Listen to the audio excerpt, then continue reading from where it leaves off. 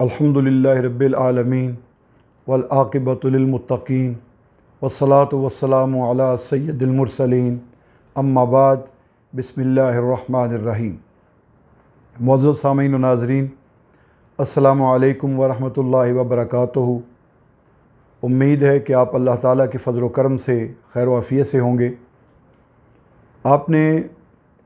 کچھ عرصہ سے ایک بات کو محسوس کیا ہوگا اور دیکھا بھی ہوگا، مشاہدہ بھی کیا ہوگا کہ ملک میں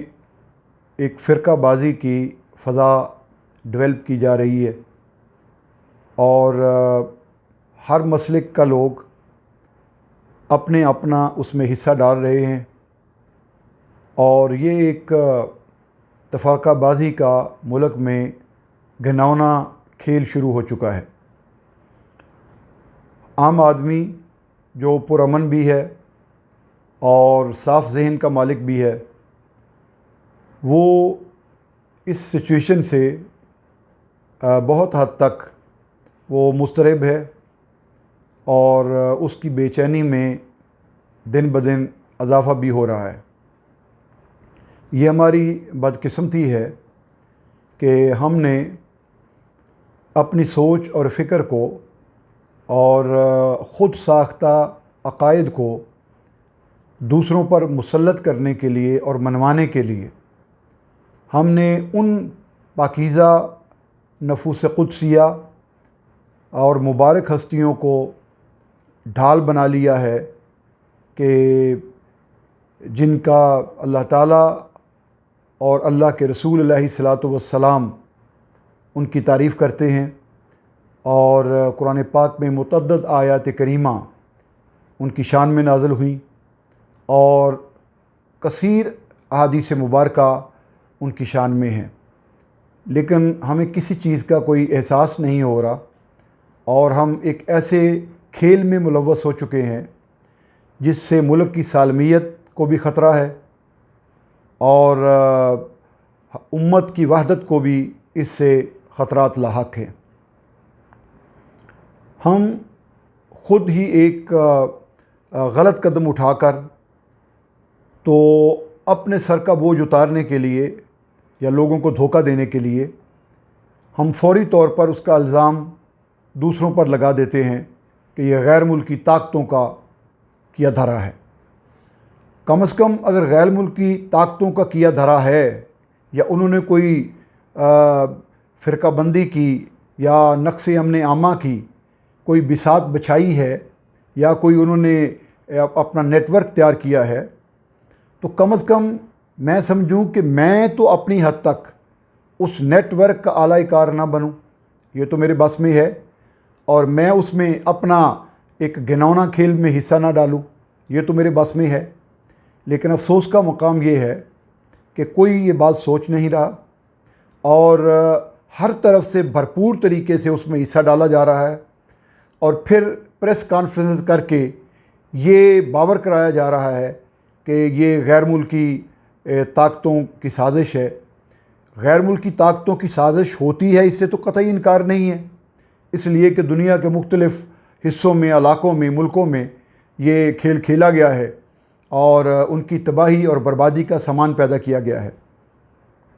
اگر ہمیں اتنا ادراک ہے، یہ بڑی مزے کی بات ہے کہ کسی شخص کو علم نہ ہو کہ سازش کیا ہے اور وہ اس کا حصہ بن جائے، تو بعد میں اس کو احساس ہو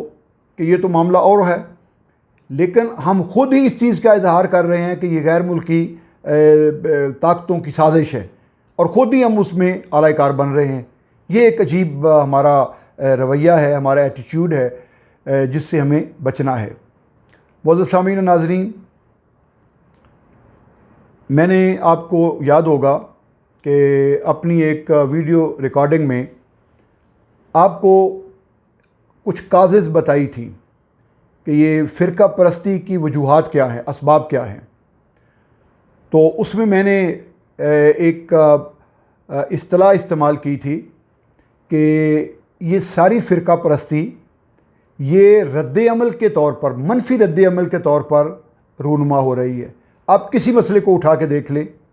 کوئی مسئلہ جو مسل کی اختلافی مسئلہ ہے اس کو اٹھا کے دیکھ لیں، اس کے پیچھے آپ کو منفی رد عمل کی سوچ اور فکر کار فرما نظر آئے گی۔ اور آج بھی یہی کچھ ہو رہا ہے۔ جتنی پریس کانفرنس ہو رہی ہیں، جتنی ریلیز نکالی جا رہی ہیں، جتنے جلسے جلوس ہو رہے ہیں، ان تمام میں آپ دیکھ لیں رد عمل آپ کو منفی رد عمل ہی نظر آئے گا۔ کسی دوسرے کے رد عمل کے طور پر ہم اپنا اظہار کر رہے ہیں، اور اس اظہار میں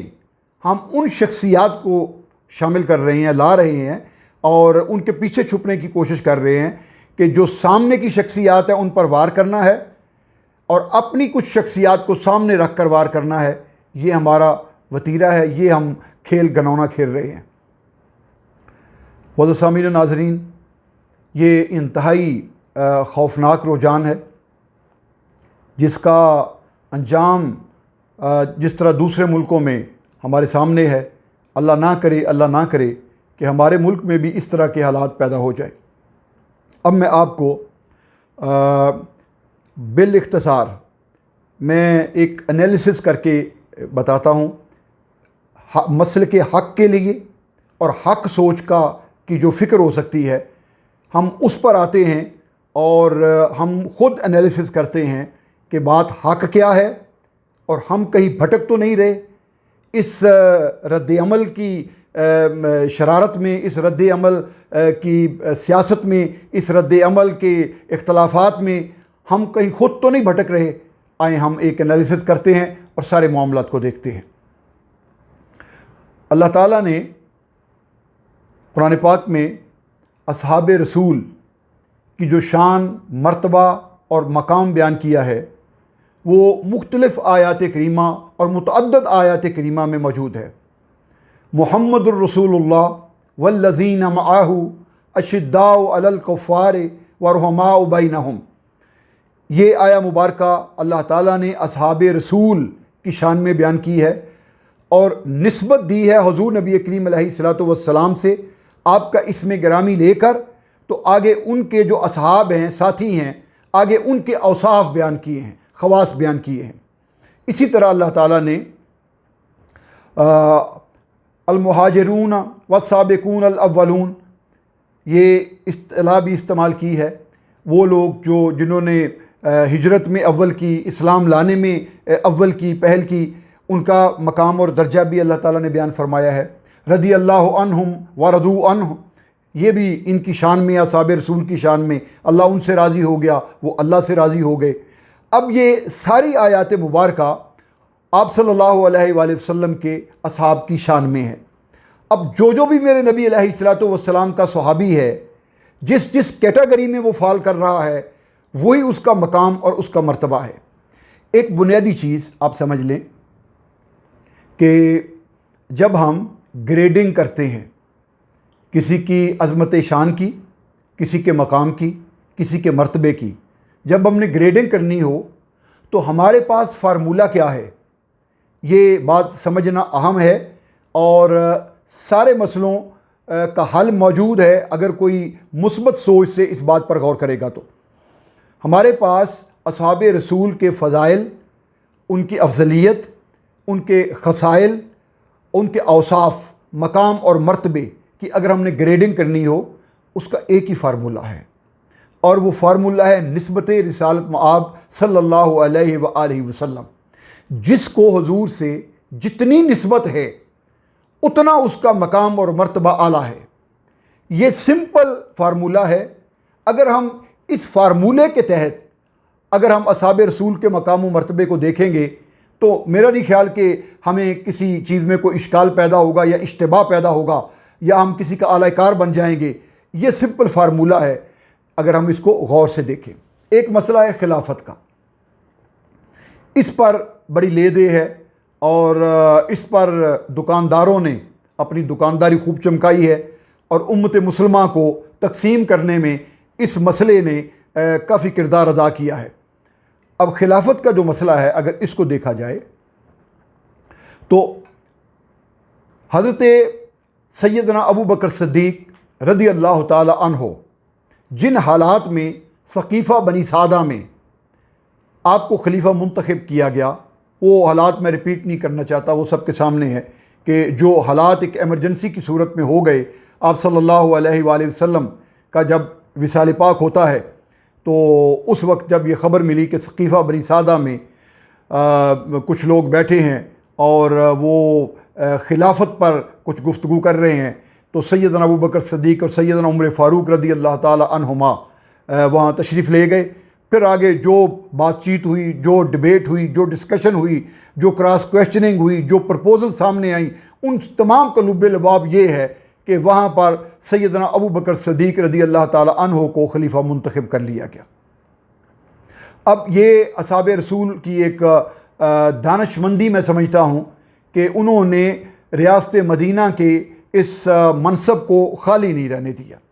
اور انہوں نے اس کے بارے میں سوچ بچار شروع کر دی۔ میں اس کو پازیٹیولی دیکھتا ہوں، اگر کچھ لوگ نیگیٹیولی دیکھنا چاہیں تو وہ تو دیکھ ہی رہے ہیں، ان کا اپنا ایک مسلک ہے، ایک سوچ فکر ہے کہ وہ نیگیٹیولی دیکھ رہے ہیں، لیکن بہرحال آخر میں جب 6 ماہ کے بعد حضرت سیدنا علی المرتضیٰ رضی اللہ تعالی عنہ اور سیدنا ابوبکر صدیق رضی اللہ تعالی عنہ کی مفاہمت ہو جاتی ہے، جو کہ احادیث مبارکہ کی کتابوں میں موجود ہے اور اس سے کوئی ڈینائی نہیں کر سکتا کہ 6 ماہ سیدنا علی المرتضیٰ رضی اللہ تعالی عنہ نے بیعت نہیں کی اور خلافت کو نہیں مانا، لیکن بعد میں ایک مقام آیا 6 ماہ کے بعد کہ جب دونوں بیٹھے اور اس بات پر ڈسکس ہوا تو سیدنا علی شیر خدا رضی اللہ تعالی عنہ نے اپنی ریزرویشن کا اظہار کیا، تو سیدنا ابوبکر صدیق رضی اللہ تعالی عنہ نے گلوگیر ہو کر گریہ زاری سے اپنے جو اس وقت کے حالات تھے ان کا اظہار کیا، تو اس کے بعد پھر یہ معاملہ رفع دفع ہو گیا اور ان میں صلح بھی ہو گئی اور بیعت بھی ہو گئی۔ یہ معاملہ تو یہاں تک معاملہ ٹھیک ہو گیا۔ آگے سیدنا عمر فاروق رضی اللہ تعالیٰ عنہ کی خلافت، سیدنا عثمان غنی رضی اللہ تعالیٰ عنہ کی خلافت، یہاں تک تو معاملہ علی شیر خدا رضی اللہ تعالیٰ عنہ ان کے ساتھ رہے، مشاورت میں بھی ساتھ رہے، ان کے مشیر رہے، اور بلکہ تینوں خلفائے راشدین سیدنا ابوبکر صدیق، سیدنا عمر فاروق اور سیدنا عثمان غنی رضی اللہ تعالیٰ عنہم، وہ مولا علی شیر خدا رضی اللہ تعالیٰ عنہ سے مشاورت کرنے میں اپنی بھلائی سمجھتے تھے، اور وہ اس بات کو جانتے تھے کہ مولا علی شیر خدا رضی اللہ تعالیٰ عنہ جو بھی مشورہ دیں گے وہ حق پر مبنی ہوگا، اس لیے اکثر معاملات میں ان سے مشورہ بھی کیا گیا۔ یہ میں ایک چیدہ انالیسس کر رہا ہوں، اور اس طرح یہ معاملہ آگے چلتا رہا۔ معزز سامعین و ناظرین، یہ خلافت کا مسئلہ تھا۔ میں اس کو اس طرح بھی اس کو انالائز کرتا ہوں کہ جب سیدنا عثمان غنی رضی اللہ تعالیٰ عنہ کی شہادت کے بعد جب لوگوں کے اصرار پر مولا علی شیر خدا رضی اللہ تعالیٰ عنہ نے خلافت کے منصب کو قبول فرما لیا، اور اگرچہ آپ نے انیشیل سٹیج پر انکار کیا لیکن لوگوں کا اصرار بڑھا تو آپ نے اس منصب کو قبول فرما لیا۔ میں یہاں ایک سوال پوچھنا چاہتا ہوں کہ یہ جو آپ کا منصب خلافت کو اس مقام پر قبول فرمانا ہے، کیا اس سے بھی کوئی اختلاف کرتا ہے؟ اس سے بھی کوئی اختلاف رکھتا ہے؟ اور اگر کسی کو اختلاف نہیں ہے کہ چوتھے نمبر پر مولا علی شیر خدا رضی اللہ تعالیٰ عنہ نے خلافت کے منصب کو قبول فرما لیا، تو یہ آپ کا فہم تھا، آپ کی دانش تھی، آپ کا اپنا فیصلہ تھا کہ آپ نے قبول فرما لیا، اور یہاں سے وہ تمام باتیں، وہ تمام دھبے دھل جاتے ہیں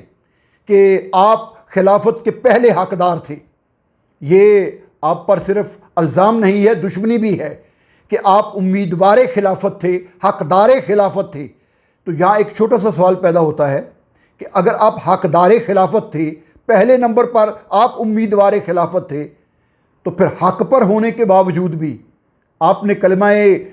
جہاد اور کلمہ حق یہ بلند کیوں نہیں فرمایا؟ کیا مولا علی شیر خدا رضی اللہ تعالیٰ عنہ کا لقب حیدر جو تھا وہ ختم ہو گیا تھا؟ کیا آپ کی شجاعت ختم ہو گئی تھی؟ کیا آپ کا تدبر اور فہم ختم ہو گیا تھا؟ یہ تو وہ سوال اٹھانا ہے کہ جس سے مولا علی شیر خدا رضی اللہ تعالیٰ عنہ کی شجاعت، فہم، تدبر، فکر اور احیاء کلمہ حق یہ اس پر زد پڑتی ہے۔ یہ بات اس کو غور سے آپ سنیں، یہ نہیں ہے کہ ہم یہ بات سوال اٹھا کر ہم بری و ذمہ ہو جائیں گے، ہم مولا علی شیر خدا رضی اللہ تعالیٰ عنہ کے مرتبے کو ہم کم کر رہے ہیں، یہ بات ذہن میں رہے۔ آپ کا قبول کر، اس وقت آپ کہہ دیتے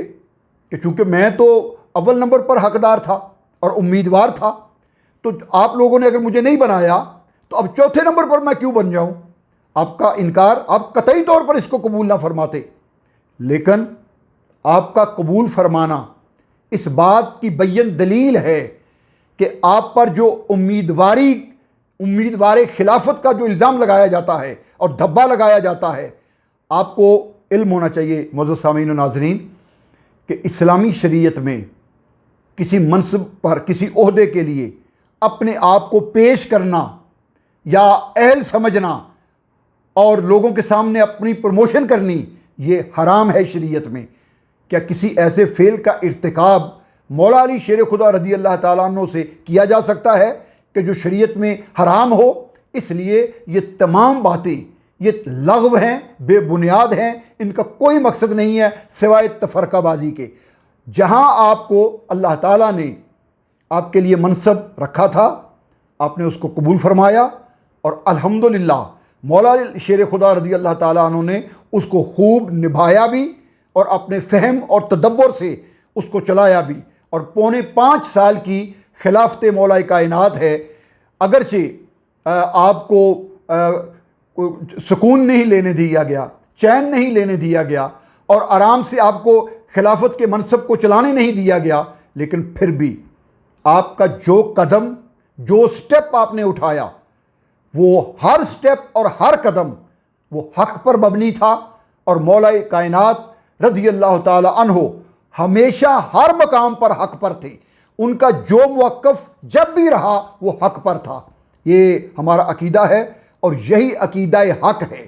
معزز سامعین و ناظرین، اب یہ جو فضائل اور مراتب اور شان اور مقام کی بات ہے، اگر ہم ایک ایک کو انالائز کریں تو بات نقشہ ہمارے سامنے یوں آئے گا کہ اگر ہم اول اسلام لانے والوں کی بات کریں، جو شروع میں اسلام لائے، جو اولون میں ہیں، تو مولا علی شیر خدا رضی اللہ تعالیٰ عنہ اس میں بھی شامل ہیں۔ اگر ہم بدری اصحابہ کی بات کریں تو مولا کائنات بدری صحابہ میں بھی شامل ہیں۔ اگر ہم عشرہ مبشرہ کی بات کریں تو مولا کائنات علی شیر خدا رضی اللہ تعالیٰ عنہ اس میں بھی شامل ہیں۔ اگر ہم فاتح خیبر کی بات کریں تو مولا علی شیر خدا رضی اللہ تعالیٰ عنہ کے سر پر حضور کا رکھا ہوا تاج نظر آتا ہے، جھنڈا نظر آتا ہے۔ اگر ہم رشتہ داری کی بات کریں، نسبت کی بات کریں، تو مولا علی شیر خدا رضی اللہ تعالیٰ عنہ کو حضور سے 2 نسبتیں حاصل ہیں، چچا زاد بھائی بھی ہیں اور حضور نبی کریم علیہ الصلاۃ والسلام کے داماد بھی ہیں۔ اب اگر ساری گریڈنگ کو کیا جائے، صحابی کے لفظ کو لیا جائے، تو سارے صحابہ ہیں۔ جس کو بھی صحبت مصطفیٰ حاصل ہوئی ہے وہ میرے نبی کا صحابی ہے۔ حالت ایمان میں جس نے حضور کو دیکھ لیا اور حضور کی صحبت اختیار کر لی، وہ صحابی ہے۔ اب ان کی جو گریڈنگ ہے وہ حضور نبی کریم علیہ الصلاۃ والسلام کی نسبت سے ہوگی۔ جس کو جتنی نسبت ہوگی وہ اتنا اعلیٰ مقام اور مرتبے پر ہوگا۔ اب سارے صحابہ ہیں، اس میں کوئی شک نہیں ہے کہ جس نے بھی حضور کو ایمان کی حالت میں دیکھا ہے اور صحبت اختیار کی ہے وہ حضور کا صحابی ہے۔ لیکن جب گریڈنگ کی بات کرتے ہیں تو سیدنا ابو بکر صدیق رضی اللہ تعالی عنہ اول اسلام لانے والوں میں شامل ہیں، عشرہ مبشرہ میں شامل ہیں، اور بدری صحابہ میں شامل ہیں، اور مہاجرین میں شامل ہیں، اور رشتہ داری میں بھی شامل ہیں۔ سیدنا عمر فاروق رضی اللہ تعالیٰ عنہ کو بھی یہ تمام مقام و مرتبے حاصل ہیں۔ سیدنا عثمان غنی رضی اللہ تعالیٰ عنہ ان کو بھی یہ مقام میں صحابیت حاصل ہے، رشتہ داری کا، داماد مصطفیٰ ہونے کا بھی مقام حاصل ہے۔ اور مولا علی شیر خدا رضی اللہ تعالیٰ عنہ کو جب ان چاروں میں ہم دیکھتے ہیں تو مولا علی شیر خدا رضی اللہ تعالیٰ عنہ کا جو مقام ہے وہ نسبت کے اعتبار سے وہ ایک گریڈ ہی اونچا کیوں نہ ہو، ایک گریڈ داماد رسول بھی ہیں اور چچا زاد بھائی بھی ہیں، اول اسلام لانے والے بھی ہیں، بدری صحابہ میں بھی ہیں، عشرہ مبشرہ میں بھی ہیں، مہاجرین میں بھی ہیں۔ تمام جتنے اصحاب رسول کے جو گریڈنگ کے کرائٹیریا ہے، پیرامیٹرز ہیں، مولا علی شیر خدا رضی اللہ تعالی عنہ سب پر پورا اترتے ہیں۔ لیکن چونکہ اہل سنت کا اجماع ہے کہ سیدنا ابو بکر صدیق رضی اللہ تعالی عنہ افضل البشر بے تحقیق بعد الانبیاء ہیں، تو اس سے کسی کو کوئی اختلاف نہیں ہے۔ اگر کوئی کرتا ہے تو یہ اس کی فکر ہے، وہ کرتا رہے، لیکن اہل سنت و جماعت کا یہی موقف ہے اور یہی عقیدہ ہے کہ سیدنا ابو بکر صدیق رضی اللہ تعالی عنہ وہ افضل البشر ہیں، اور اس میں خلافت یا امامت کا مسئلہ جو ہے اس کی وجہ سے افضل نہیں ہے، اس وجہ سے افضل نہیں ہے، اور جو مقامات ہیں اور جو گریڈنگ کے کرائیٹیریا ہیں اس کی وجہ سے افضل ہیں، لیکن اس افضلیت سے جو فضائل علی شیر خدا رضی اللہ تعالیٰ عنہ ہے ان میں نہ کوئی نقص آتا ہے اور نہ کوئی کمی واقع ہوتی ہے۔ معزز سامعین ناظرین، ہم مولا علی شیر خدا رضی اللہ تعالیٰ عنہ کو اگر گریڈنگ کریں تو چاروں خلفائے راشدین میں گریڈنگ ہو سکتی ہے، ہم کو بات کر سکتے ہیں، کوئی کرائیٹیریا بن سکتا ہے، پاسبلٹی ہے، پروبیبلٹی ہے، لیکن چاروں اصحاب کے علاوہ ہم کسی اور صحابی کو،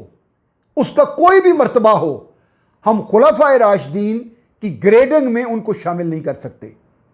یہ بات قابل توجہ ہے جو آج کا مسئلہ بنا ہوا ہے، میں آپ کو اس پر لا رہا ہوں کہ چاروں اصحاب رسول میں اگر گریڈنگ کرنی ہو تو امکان ہے، موجود ہے،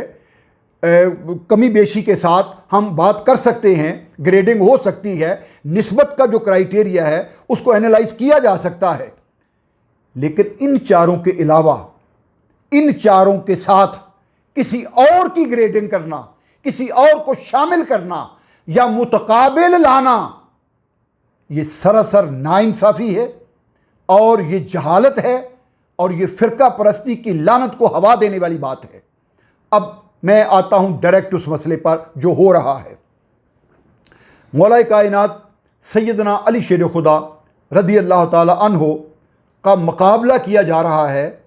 حضرت امیر معاویہ رضی اللہ تعالی عنہ سے۔ وہ صحابی رسول ہیں، اس میں کوئی شک نہیں ہے، صحابی رسول بھی ہیں اور ان کی رشتہ داری بھی ہے حضور نبی کریم علیہ الصلوۃ والسلام سے، ان کی ہمشیرہ حضور نبی کریم علیہ الصلوۃ والسلام کی اہلیہ محترمہ، زوجہ محترمہ ہیں، اس میں بھی کوئی شک نہیں ہے، لیکن جو باقی گریڈنگ کا کرائیٹیریا ہے، اب ایک ایک کو سنتے جائیں۔ جو اولون میں شامل ہیں حضرت امیر معاویہ رضی اللہ تعالیٰ عنہ ان میں شامل نہیں ہیں، بدری صحابہ میں شامل نہیں ہیں، عشرہ مبشرہ میں شامل نہیں ہیں، اولین مہاجرین میں شامل نہیں ہیں۔ سامعین محترم، جب اتنے گریڈ نہیں ہیں، اب سنتے جائیں، اول مسلمان جو ہوئے اولون ان میں شامل نہیں ہیں، مہاجرین ان میں شامل نہیں ہیں، بدری صحابہ ان میں شامل نہیں ہیں، عشرہ مبشرہ ان میں شامل نہیں ہیں۔ چار گریڈ تو یہیں سے آپ کے کم ہیں اگر آپ کرنا ہی چاہتے ہیں، حالانکہ یہ پرلے درجے کی جہالت ہے کہ اگر ہم اس کا مقابلہ یا کمپیریزن کریں مولا علی شیر خدا رضی اللہ تعالیٰ عنہ سے ان باتوں کا، لیکن چلیں اگر آپ کرنا چاہتے ہیں، اس کو میرٹ پر ڈسکس کرنا چاہتے ہیں، اگر میرٹ پر انالائز کرنا چاہتے ہیں تو آپ کے سامنے راستہ کھلا ہوا ہے، آپ کر سکتے ہیں۔ جو مقام، جو مرتبہ مولا کائنات کو حاصل ہے، میرٹ کی بات کر رہا ہوں، جذباتی بات نہیں کر رہا، میں کسی خاص مسلک اور عقیدے کی بات نہیں کر رہا، میں کسی کو پروموٹ نہیں کر رہا، میں میرٹ کی بات کر رہا ہوں۔ آپ میرٹ پر انالائز کریں، یہ میرٹ ہیں تمام، یہ کرائیٹیریا ہے میرٹ کا جو میں نے بتایا ہے آپ کو، اس پر آپ کسی کو پرکھ لیں۔ تو مولا علی شیر خدا رضی اللہ تعالیٰ عنہ اول مسلمان بھی ہیں، مولا علی شیر خدا رضی اللہ تعالیٰ عنہ اول مہاجر ہجرت کرنے والوں میں بھی شامل ہیں، بدری صحابہ میں بھی شامل ہیں، عشرہ مبشرہ میں بھی شامل ہیں، صحابی رسول بھی ہیں، داماد رسول بھی ہیں اور امزاد رسول بھی ہیں۔ اتنے مقام اور مرتبہ مولا کائنات کو حاصل ہیں، جبکہ مقابلے میں حضرت امیر معاویہ رضی اللہ تعالیٰ عنہ کو یہ حاصل نہیں ہے، تو پھر برابری کس طرح ہو سکتی ہے؟ کوئی دنیا میں انصاف بھی ہے کہ نہیں ہے؟ کوئی پرنسپل آف کمپیریزن بھی دنیا میں ہے کہ نہیں ہے؟ کوئی تقابل کرنے کا طریقہ کار بھی ہے کہ نہیں ہے؟ یہ ذہنوں میں بھوسا بھرا ہوا ہے، یہ ذہنوں میں گند بھرا ہوا ہے، اس پر ہم پرکھ کے بات کرتے ہیں۔ منفی رد عمل کے طور پر بات کرتے ہیں، آپ کر لیں، منفی رد عمل کے طور پر بھی بات کر لیں تو مولا کائنات کا مقام پھر بھی اونچا ہے، مولا کائنات کا مرتبہ پھر بھی اونچا ہے، نہ کوئی کم کر سکتا ہے نہ کوئی زیادہ کر سکتا ہے۔ جتنا میرے اللہ اور اللہ کے رسول نے بڑھایا ہے یہ اتنا ہی رہے گا، نہ ریلیوں سے، نہ جلسوں سے، نہ جلوسوں سے، نہ نعروں سے، یہ کبھی کم نہیں ہوگا، نہ یہ کوئی کم کر سکا ہے نہ ہوگا۔ مولا کائنات رضی اللہ تعالی عنہ کا مقام اور مرتبہ، یہ چاروں کی بات کریں تو کوئی ڈسکشن کی کوئی پروبیبلٹی بن سکتی ہے، کوئی پاسبلٹی بن سکتی ہے، اگرچہ میں اس سوچ کا بھی حامل نہیں ہوں کہ یہ بھی ہونا چاہیے، یہ بھی نہیں ہونا چاہیے، لیکن یہ کتنے ظلم کی بات ہے کہ ہم خلفائے راشدین میں سے کسی کو، سیدنا صدیق اکبر رضی اللہ تعالیٰ عنہ کو، سیدنا عمر فاروق رضی اللہ تعالیٰ عنہ کو، سیدنا عثمان غنی رضی اللہ تعالیٰ عنہ کو، مولا کائنات حضرت علی رضی اللہ تعالیٰ عنہ کو ہم کسی اور سے تقابل کریں مقام اور مرتبے میں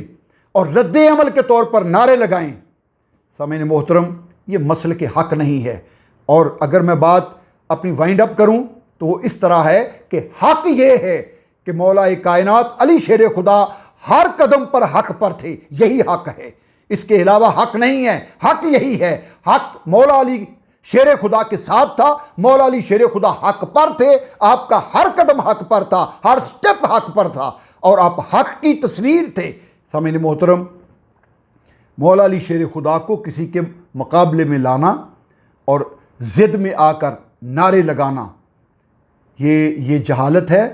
اگر کسی نے سیدنا ابو بکر صدیق رضی اللہ تعالیٰ عنہ کی شان میں بے ادبی اور گستاخی کی ہے تو وہ بھی رذیل ہے، وہ دنیا کا ذلیل شخص ہے، اور اگر کسی نے اہل بیت اطہار کی شان میں کوئی گستاخی کی ہے تو وہ بھی ضلالت کی گھاٹیوں میں ہے، اور اگر کسی نے خلفائے راشدین کے بارے میں نازیبا الفاظ کلمات کہے ہیں تو وہ بھی ضلالت کی گھاٹیوں میں ہے، اور اگر کسی نے اہل بیت اطہار کے مقابلے میں کسی کو کوئی لے کے آیا ہے تو وہ بھی اپنی ضلالت کی انتہا گھاٹیوں میں ہے۔ اہل بیت اطہار کا مقام اپنا ہے، اصحاب رسول کا مقام اپنا ہے۔ اگر اس بات کو ہم سمجھ جائیں تو کوئی اس میں تفرقہ بازی کی بات ہے نہیں ہے، یہ فرقہ بازی کی بات نہیں ہے۔ ہم اصحاب رسول کی ان کو سامنے لا کر اہل بیت اطہار پر کیچڑ نہ اچھالیں، اور اہل بیت اطہار کی آڑ لے کر اصحاب رسول پر کیچڑ نہ اچھالیں۔ جو جہاں پر ہے، پلیز میں آپ سے ریکویسٹ کرتا ہوں، جس کا جو مقام ہے، جو جہاں پر ہے اس کو وہی رہنے دیں۔ یہ گھر میں مشین نہ لگائیں، یہ جلسوں جلوسوں میں مشین نہ لگائیں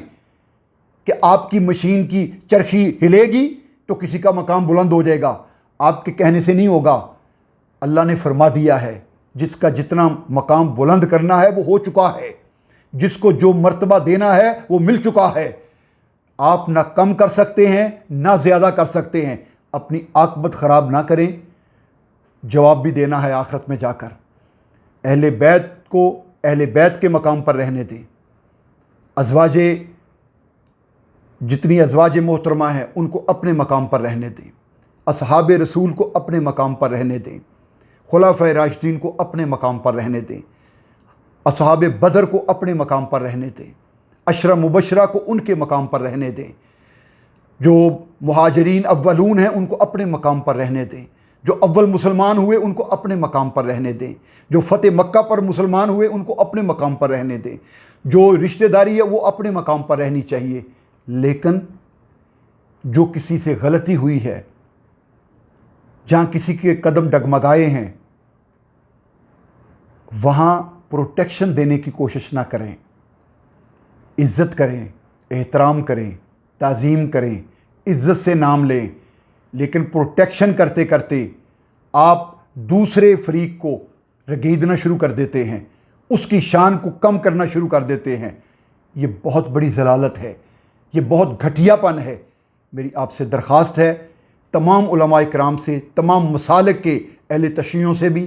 اہل سنت سے بھی، کہ خدا کے لیے اس تفرقہ بازی کی فضا سے نکلیں، ملک میں امن پیدا ہونے دیں، کسی کو برا نہ کہیں، اور رد عمل کی اس منافقت کو چھوڑیں اور جو جس مقام پر ہے وہاں اس کو رہنے دیں۔ وآخر دعوانا الحمدللہ رب العالمین۔